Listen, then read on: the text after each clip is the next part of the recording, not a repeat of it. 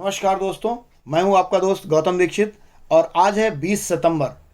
तो 20 सितंबर को हम लोग करंट अफेयर्स का एक सेशन लेके मैं आपके सामने हाजिर हुआ हूं।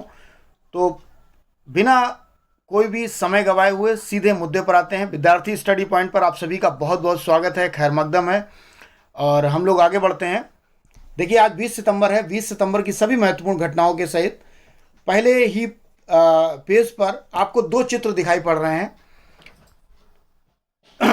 पहला प्रश्न है, 1 सितंबर 2022 में राज्य और केंद्र शासित प्रदेश के पर्यटन मंत्रियों का राष्ट्रीय सम्मेलन का आयोजन कहाँ किया गया।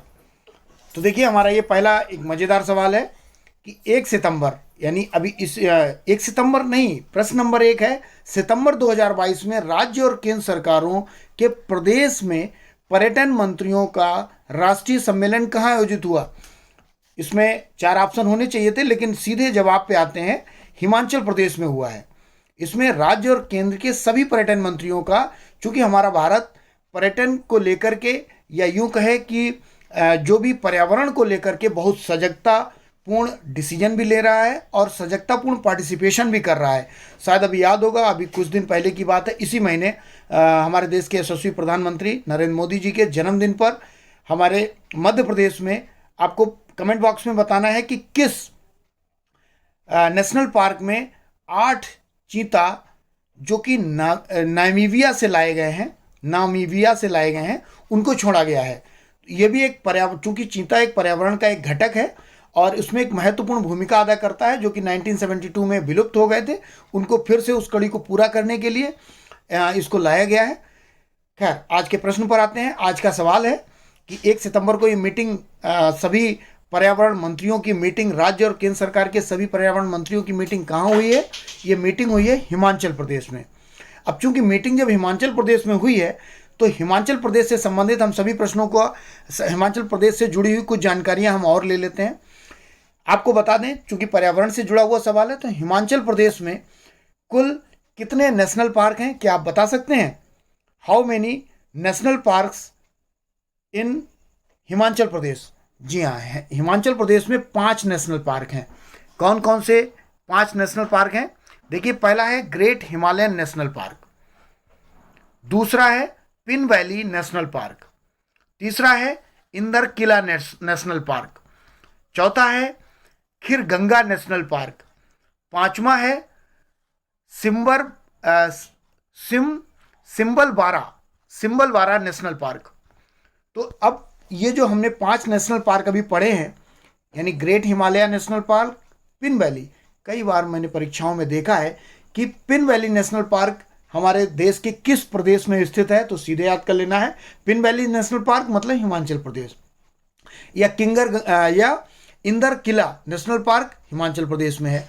कुछ अतिरिक्त जानकारी, जैसे इंदर किला जो नेशनल पार्क है, ये लगभग 2010 में स्थापित किया गया था और हिमाचल प्रदेश का एक डिस्ट्रिक्ट है कुल्लू डिस्ट्रिक्ट।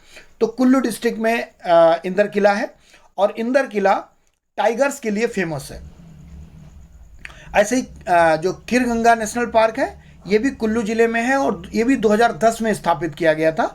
ये लगभग 5500 मीटर की ऊंचाई पर है समुद्र तल से, और इसमें घूमने जाने के लिए ये बहुत ही पर्यटकों के द्वारा पसंद किया जाता है। यहाँ मुख्यतः अप्रैल से जून में या सितंबर और से नवंबर के बीच इसमें विजिट की जा सकती है। एक मनोरंजन के तौर पर हम वहाँ जाते हैं। उसके बाद एक है Simbalbara national park. Simbalbara national park जो है, ये सिरमौर डिस्ट्रिक्ट में है हिमाचल प्रदेश के। कुछ अतिरिक्त जानकारी अगर हम देखते हैं हिमाचल प्रदेश से ही, तो एक प्रश्न आता है कि हिमाचल प्रदेश में टोटल वाइल्ड लाइफ सेंचुरीज कितनी है? सेंचुरीज हिमाचल प्रदेश में कुल 32 वाइल्ड लाइफ सेंचुरीज हैं। क्योंकि हिमाचल प्रदेश एक बहुत ही खूबसूरत सा प्रदेश है और ज़्यादातर वैलीज पर स्थित है ये हिमाचल प्रदेश। हिमाचल प्रदेश की सुंदरता में 4 चांद लगाने के लिए 5 नदियों का महत्वपूर्ण योगदान है। पहला प्रश्न हिमाचल प्रदेश से, इसीलिए सारी जानकारी हिमाचल प्रदेश से रिलेटेड है। क्या आप बता सकते हैं कि हिमाचल प्रदेश में 5 नदियां कौन सी हैं जिनका संबंध हिमाचल प्रदेश से है, या हिमाचल प्रदेश में बहती हैं या हिमाचल प्रदेश से निकलती हैं? जी हाँ, मैं बता देता हूँ जल्दी जल्दी। रावी नदी, चिनाब नदी, सतलज नदी, ब्यास नदी और यमुना नदी। जी हाँ, एक बार फिर से, रावी, चिनाब, सतलज, ब्यास और यमुना, इन 5 नदियों की जो स्थली है वो है हिमाचल प्रदेश। ठीक है, हिमाचल प्रदेश से इतना ही। क्या आप कमेंट बॉक्स में मुझे हिमाचल प्रदेश के मुख्यमंत्री का नाम और राज्यपाल का नाम बता सकते हैं? ठीक है, मुझे इंतजार रहेगा आपके इस जवाब का। अगला सवाल ले लेते हैं। अभी निम्नलिखित में से, अभी लंदन के वेस्टमिंस्टर एबे में महारानी एलिजाबेथ द्वितीय को श्रद्धांजलि देने के लिए भारत की तरफ से किसने शिरकत की? तो इसका सीधा जवाब है हमारी भारत की वर्तमान यशस्वी राष्ट्रपति श्रीमती द्रौपदी मुर्मू जी ने। जो एलिजाबेथ द्वितीय हैं, महारानी एलिजाबेथ द्वितीय हैं, लेट महारानी एलिजाबेथ द्वितीय, इनका जो फनरल था, इनका जो अंतिम संस्कार था, उसमें श्रद्धांजलि देने के लिए ये उपस्थित हुई थी। तो भारत की तरफ से जो फर्स्ट लेडी हैं, या भारत की तरफ से जो प्रथम नागरिक हैं हमारी द्रौपदी मुर्मू जी, इन्होंने इनको श्रद्धांजलि अर्पित की।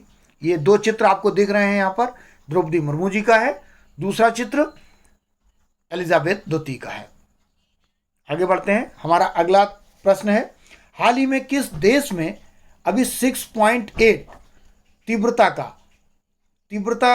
का भूकंप के बाद सुनामी की चेतावनी जारी की गई है? अभी 6.8 तीव्रता के भूकंप आया था, भूकंप के बाद सुनामी की चेतावनी 6.8। आपको बता दें कि आप क्या बता सकते हैं कि भूकंप की तीव्रता को किस रिएक्टर स्केल में ही नापते हैं? तो मैं प्रश्न पूछना चाहता था, मेरे मुंह से जवाब निकल गया।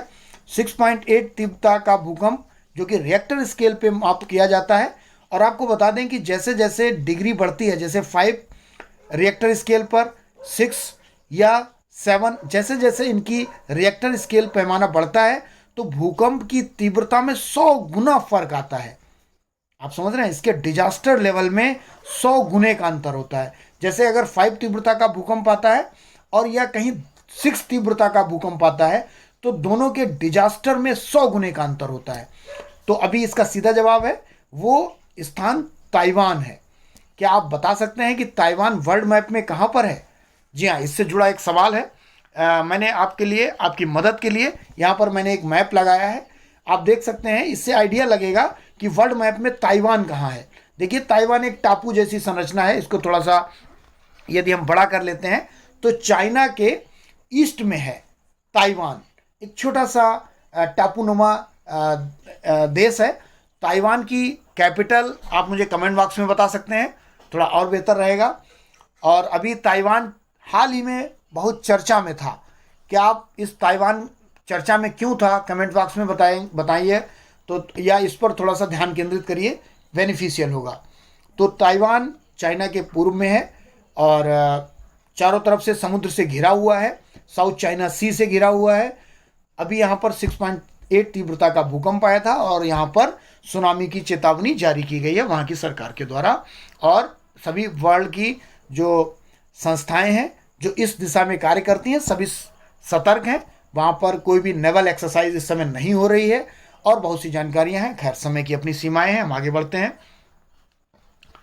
जी हाँ, हमारा अगला सवाल, और देखिए यहाँ पर आपको 2 चित्र दिख रहे हैं। पहला चित्र आपको ऊपर दिख रहा है डूरंड कप का। क्या आप बता सकते हैं कि जो डूरंड कप है ये किस क्षेत्र में आयोजन किया जाता है? ये हमारे स्पोर्ट्स की किस प्रतिस्पर्धा के लिए डूरंड कप दिया जाता है? कई वनडे एग्जाम्स में ये सीधा प्रश्न आता है। जी हाँ, फुटबॉल के क्षेत्र में डूरंड कप का आयोजन होता है। और क्या आप बता सकते हैं कि डूरंड कप की स्थापना कब हुई थी? इस चित्र को थोड़ा सा आप जब जूम इन करेंगे तो आप देखेंगे इसमें लिखा हुआ है सिंस 1888, यानी जो ये डूरंड कप है ये 1888 से जो है 1888 से इसका आयोजन किया जा रहा है निरंतर। हम आगे बढ़ते हैं।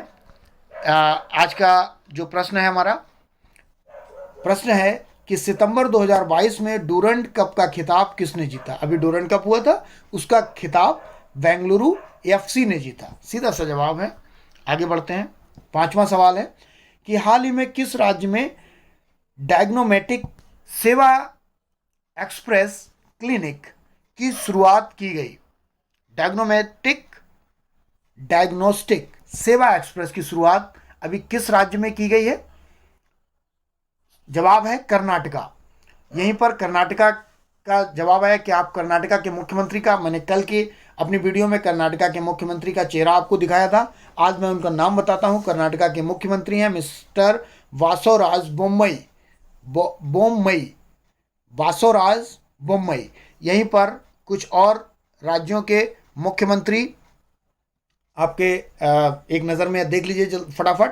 पंजाब के मुख्यमंत्री भगवंत मान है, तमिलनाडु के मिस्टर एम करुणानिधि स्टालिन है, या एम के स्टालिन भी कहते हैं, उत्तराखंड के पुष्कर सिंह धामी हैं, गुजरात के मुख्यमंत्री कौन है? भूपेंद्र पटेल हैं, गुजरात के मुख्यमंत्री। झारखंड के मुख्यमंत्री मिस्टर हेमंत सोरेन है, जो हमारा अभी मैंने कल एक प्रश्न पूछा था जिसमें शिबू सोरेन का चेहरा पीछे लगा था, और मैंने कमेंट बॉक्स में पूछा था कि ये महोदय कौन है जिन पर अभी हाल ही में इनका नाम चर्चा में रहा था खनन को लेकर के, जो कोल माइंस को लेकर के। जी हाँ, वो हेमंत सोरेन थे। उसके बाद कर्नाटका के मुख्यमंत्री कौन है? मिस्टर वासोराज बोम्मई हैं। ठीक है मित्रों, आगे बढ़ते हैं। फिर से दो चित्र आपको दिख रहे हैं, प्रश्न पर आते हैं।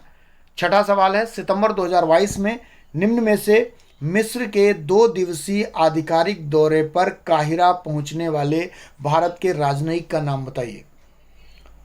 जी हाँ, सीधा सा जवाब है हमारे भारत के वर्तमान में यशस्वी हमारे रक्षा मंत्री श्रीमान राजनाथ सिंह जी काहिरा गए थे। यहाँ पर एक चित्र लगाया हुआ है कि आप बता सकते हैं कि काहिरा जो कि मिस्र की राजधानी है, वर्तमान में इसका नाम मिस्र है, या इसको एंसेंट कंट्रीज़ में इजिप्ट कहा जाता है, ये कहाँ पर स्थित है? क्या इसके आप 5 पड़ोसी देशों के नाम कमेंट बॉक्स में बता सकते हैं?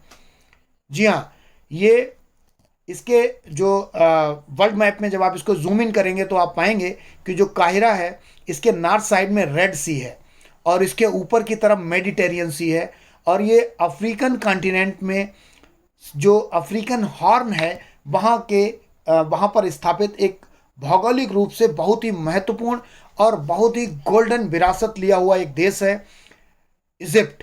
इस इजिप्ट में हमारे देश के रक्षा मंत्री जी अभी गए थे 2 दिवसीय दौरे पर। बस यही जानकारी है, यही हमारा करंट अफेयर्स का सवाल है। अगला सवाल लेते हैं। हाँ, एक बहुत ही महत्वपूर्ण सवाल है। अभी थोड़े दिन पहले श्रीलंका बहुत ही महत्वपूर्ण रूप से चर्चा में था। श्रीलंका अपनी वित्तीय दशाओं की वजह से चर्चा में था। हमारा सवाल भी वित्तीय स्थिति को ध्यान में रखते हुए है कि आप बता सकते हैं कि अभी श्रीलंका को जो लोन देने वाले देश हैं उसमें अभी तक ये माना जाता था कि चीन सबसे ज़्यादा लोन दे रहा है श्रीलंका को, लेकिन अभी चीन को पछाड़कर दुनिया का एक देश उससे आगे निकल गया है। तो वह देश हमारा ही देश है, हम उस यशस्वी देश के यशस्वी नागरिक हैं। भारत ने चाइना को पछाड़ा है श्रीलंका को लोन देने के मामले में। निम्नलिखित में से कौन सा देश चीन को पछाड़कर श्रीलंका के लिए सबसे बड़ा द्विपक्षीय ऋणदाता के रूप में उभरा है? वो है भारत। देखिए, भारत अपने जो भारत का उपमहाद्वीप है, जब हम भारत उपमहाद्वीप कहते हैं तो हम भारत की बात नहीं करते, भारत के सभी पड़ोसी देशों को मिलाकर जो ये उपमहाद्वीप बनता है उस पूरे उपमहाद्वीप में भारत एक बड़े भाई की भूमिका में है। आप जब भी कभी इस प्रश्न को पढ़ें तो ये बात को ध्यान में रखें कि भारत जब भी कोई बड़ा भाई होता है तो उसका काम होता है कि अपने से छोटों का ख्याल रखना। जी हाँ, हमारा कोई भी पड़ोसी देश अगर उसकी आर्थिक स्थिति को किसी प्रकार की क्षति होती है या वहाँ की सामान्य जनता परेशान व्याकुल होती है तो बड़े भाई के नाते भारत का एक कर्तव्य बनता है कि आगे बढ़कर उसकी मदद करे, और भारत बखूबी अपने इस दायित्व को निभा भी रहा है। हमारा अगला सवाल है, देखिए एक चित्र आपको दिख रहा है, खैर अभी इस क्यूरियोसिटी को शांत होने में अभी 1 मिनट लगेगा। हमारा अगला सवाल, सितंबर 2022 में निम्नलिखित में से किसे भूतपूर्व सैनिक कल्याण विभाग का सचिव नियुक्त किया गया? एक सीधा सा वन लाइनर सवाल है। यह है विजय कुमार सिंह, ये 1990 बैच के आईएएस ऑफिसर हैं। इनके बारे में कुछ अतिरिक्त जानकारी है। विजय कुमार सिंह को 19 सितंबर को रक्षा मंत्रालय के अंतर्गत भूतपूर्व सैनिक कल्याण विभाग का सचिव नियुक्त किया गया है। ये पंजाब कैडर के 1990 बैच के आईएएस अधिकारी हैं। इनका 32 वर्षों का अनुभव है। थोड़ी सी जानकारी और है, ये विशेष सचिव के रूप में कार्य कर चुके हैं तथा इनकी नियुक्ति से पहले कार्मिक और प्रशिक्षण विभाग में संयुक्त सचिव के पद पर सशस्त्र बलों के कर्मियों के साथ व्यापक रूप से बातचीत का इनका अनुभव रहा है, इसीलिए इनको ये महत्वपूर्ण जिम्मेदारी दी गई है। हमारा आज के सेशन का सेकंड लास्ट सवाल है कि निम्नलिखित में से कौन भारत का पहला स्वच्छ सुजल प्रदेश बना? स्वच्छ सुजल प्रदेश, ये भारत का बहुत ही महत्वपूर्ण राज्य है, भौगोलिक रूप से भी, सामरिक रूप से भी, और भारत की प्राचीनता को देखते हुए और भारत के जो स्वतंत्रता आंदोलन है उसमें भी इस प्रदेश की महत्वपूर्ण भूमिका रही है। जी हाँ, वह प्रदेश भारत के ईस्टर्न साइड में स्थित वे ऑफ बंगाल और अरेबियन सी के मध्य में स्थित भारत का एक टापू है। जी हाँ, आप सही पहचाना आपने, ये अंडमान और निकोबार द्वीप समूह है। ये अंडमान और निकोबार द्वीप समूह, क्या आप बता सकते हैं कमेंट बॉक्स में अंडमान और निकोबार द्वीप समूह में कुल कितने टापुओं का संग्रह है? यहीं पर एक हमारा अगला सवाल है कि वर्तमान में अंडमान और निकोबार द्वीप समूह के एलजी कौन है, लेफ्टिनेंट जनरल कौन है? जी हाँ, ये खूबसूरत सा चेहरा हमारे अंडमान निकोबार द्वीप समूह के एलजी का है। उनका नाम है एडमिरल DK जोशी, जो कि रिटायर्ड है। रिटायर्ड होने से पहले एडमिरल थे ये, क्योंकि रिटायरमेंट के बाद भी इनका जो पद नाम है वो उनके नाम के साथ सम्मानपूर्वक रखा जाता है। ठीक है, हमारा अगला और आखिरी सवाल है आज, क्या आप इस महत्वपूर्ण चेहरे को पहचानते हैं? देखिए, मैं इसको थोड़ा जूम इन कर रहा हूँ। भारत का झंडा लिए और भारत की शान समय समय पर पूरी दुनिया में नाम रोशन करने वाला ये महान चेहरा कौन है? आपकी जो आकांक्षा है 1 सेकंड में दूर होने वाली है। जी हाँ, ये रहा हमारा आज के सेशन का अंतिम सवाल। 10वां सवाल है, सितंबर 2022 में निम्नलिखित में से किसने विश्व कुश्ती चैंपियनशिप में कांस्य पदक जीता है? जी हाँ, कांस्य पदक जीता है बजरंग पुनिया ने। इनके बारे में कुछ जानकारी और है, देखिए बजरंग पुनिया जी के बारे में कि this was Bajrang Punia's 4th medal at the world championship. World championship में इनका 4था मेडल था। India ended the meet in Belgrade with 2 bronze medal. Bharat ने इस वर्ल्ड चैंपियनशिप में 2 ब्रॉन्ज मेडल जीते हैं, उसमें 1 ब्रॉन्ज मेडल बजरंग पुनिया जी को मिला है। आप सभी ने अपना कीमती समय दिया है। Thank you for watching this video. Have a nice day. आप अपने परिवार का, आप अपने स्वास्थ्य का, अपनी मेंटल हेल्थ का बहुत ख्याल रखिएगा, अपने संबंधों का विशेष ख्याल रखिएगा। आप सभी का ये दिन शुभ हो। आप सभी बहुत स्वस्थ रहें, मस्त रहें। जय हिंद, जय भारत।